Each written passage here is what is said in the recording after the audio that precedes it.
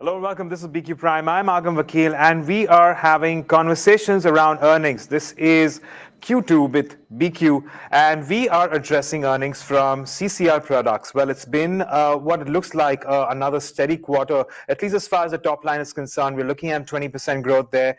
And while we have seen EBITDA also grow around 13%, just a little bit of contraction in your margins, but profitability looking up by well over 5%.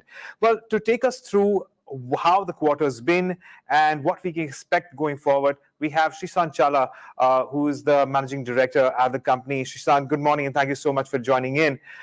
Let's start by taking a look at what your assessment for the quarter has been, and what can we expect going forward. Yeah, so in this particular quarter, actually, our top line growth was a little lower than what we had originally expected because we had a breakdown in equipment in Vietnam, and now the equipment has been rectified, it's back up and running. In the next subsequent quarters, we're expecting a little higher volume growth going forward. Okay, so well, if you could give us an idea about how margins are panning out, is this a result of the relatively lower revenues that you've realized, or is this because of robust prices which have in fact seen quite an up move over not just the last few months, but perhaps a little over the year as well? Well, actually, main impact is there on the prices. That's why we're seeing a higher top line growth. Our margins are more or less the same, and because of our nature of business, we've already given the guidance also saying that the margins will remain the same for this year and for next year as well. And as far as the volume growth is concerned, this year, this quarter, it was about 10 to 13% approximately. And yeah, that's about it. But when it comes to volumes, there are suggestions from research reports that the growth guidance for volumes could be in the range of 20% for the entire year. Am I correct there? Yes, that's correct. Okay. So only this right. particular quarter was impacted because of the breakdown of equipment. Right. This is something that we've informed the market as well beforehand. Right. Right. And because we have enough capacity, we should be able to do some more volumes in the subsequent quarters. Right. If you could give us an update on your capacities, your current capacities now, the kind of expansion plans that you have for this financial year, and perhaps any capex which is also earmarked when it comes to expansion in this case.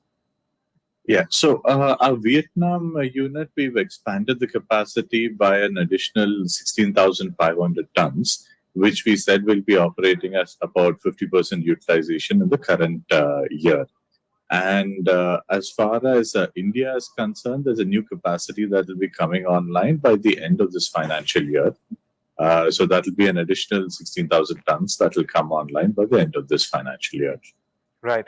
Srishant, I want to understand the impact of coffee prices, which have been trending higher. And I reckon that a lot of that will be passed on to your clients and customers. But is there any lagging or impact which comes forward as far as your margins are concerned, something that gets into the numbers and gets factored in, or rather that gets discounted over many quarters? Actually, no. So our model is quite simple. It's a cost-plus model. So we cover the raw material accordingly and deliver the finished product to the customers. So there's very little amount of speculation that goes in over there. We typically have visibility at least 1 year in advance because most of the customers that we deal with, they place orders about a year in advance. So that visibility is good. The margins are quite clear, which is why when we give our guidance also, it'll be, maybe 1 or 2% this way or that way. It usually won't be very far off. Right. And a final question then. You suggested that you have, recently moved into the B2C segment. At the moment, how much does it contribute to your overall revenues? And what are the plans here? And what could it look like, say, about 2 or 3 years down the line when it comes to the B2C segment?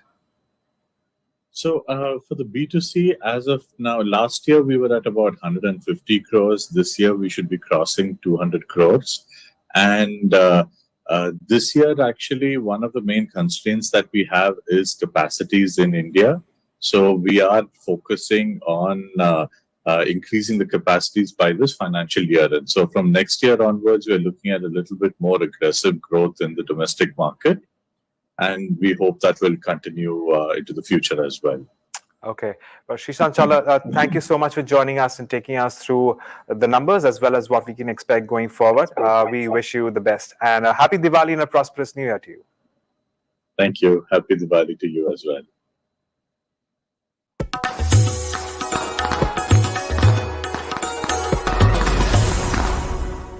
I take this opportunity to wish BQ Prime team as well as the audience a very happy and a prosperous Diwali and a great year ahead in terms of investments.